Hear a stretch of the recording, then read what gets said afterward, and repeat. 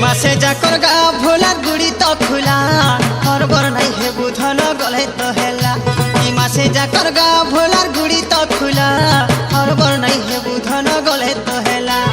गंजे ढुके मारुचे रहती के थाकुचे गंजे ढुके मारुचे रहती के थाकुचे नदी जीवा बाबर पास के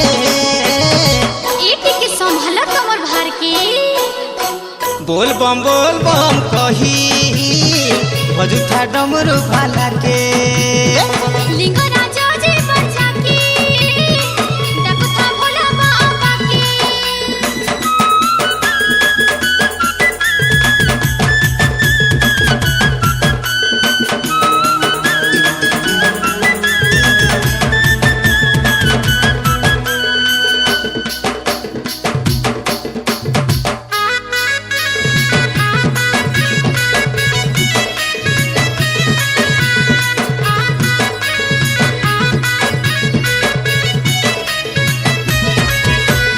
देखी मन भरी जीवन रे बाबर कहला सपुर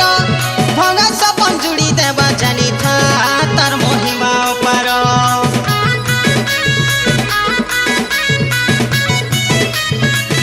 और खतु तोरा फूल संगे रे ने ममेला पतरा गड़ गड़ पाए ढाली दे मागो रही उजागर सांगे पूजा करी कही दे खुली सांगे पूजा करी कही दे खुली मनर कथा त्रिलोचन के भोला इमा जल्दी चलो गो बाबा निके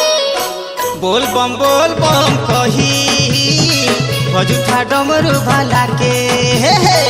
हरि शंकर जी बचा के डकथा भोला बाबा के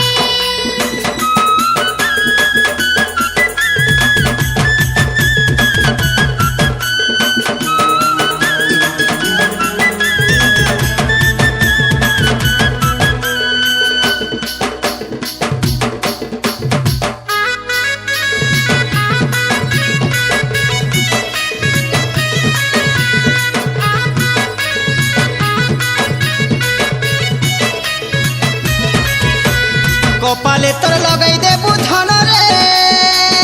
बाबा तिलक चंदन जनम जनम जाकर कहब कटिका सते हवा पुइल